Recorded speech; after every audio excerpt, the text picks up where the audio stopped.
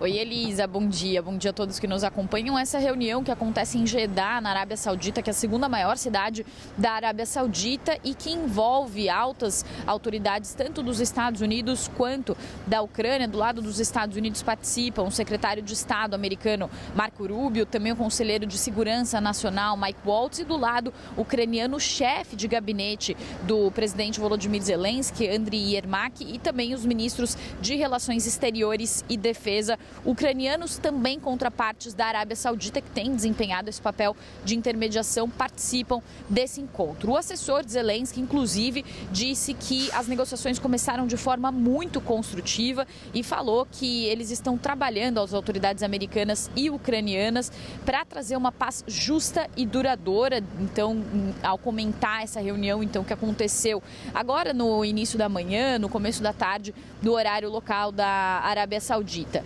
Antes de começar a reunião, ele já tinha falado que era importante discutir como começar esse processo de um eventual cessar-fogo, falou que os ucranianos estão muito abertos e também falou que os ucranianos buscam garantias por parte dos Estados Unidos de que a Rússia não vai contra-atacar depois de um eventual cessar-fogo. O assessor de Zelensky também falou sobre quais seriam essas condições, mas evitou dizer se a Ucrânia faria concessões ou não, que é o que os Estados Unidos querem observar nessa reunião. Inclusive, Marco Rubio disse que o que os Estados Unidos querem realmente verificar é até onde a Ucrânia está disposta a ir justamente para seguir com esse acordo. O presidente Donald Trump também já tinha dito no domingo que estava com boas expectativas e a gente sabe, né, Elisa, o contexto é um contexto de uma pressão por parte dos americanos, de Donald Trump, que quer seguir a sua política de America First e parar de gastar dinheiro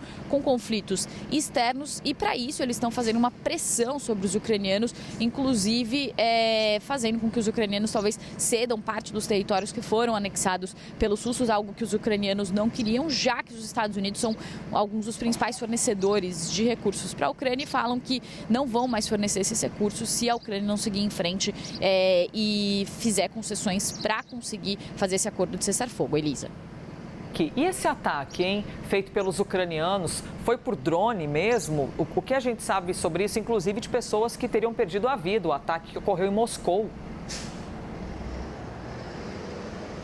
Exatamente. Em meio a essas discussões que acontecem entre as autoridades ucranianas e também autoridades americanas, esses ataques aconteceram na noite de ontem. Então, nessa região de Moscou, segundo as informações do Ministério de Defesa da Rússia, foram derrubados 337 drones, portanto, foram ataques aéreos e 91 deles tinham como alvo a região de Moscou. Se esses ataques forem confirmados nessa escala, seriam alguns dos maiores ataques já realizados em território russo desde o início da guerra, desde fevereiro de 2022. Também o governador local disse que 2 pessoas morreram, pelo menos 6 ficaram feridas nesses ataques. Eles também falaram que os destroços desses drones que foram destruídos pelas forças de defesa russas chegaram a provocar um incêndio que queimou mais de 20 carros. Inclusive, um vídeo que foi geolocalizado pela CNN comprova que de fato aconteceu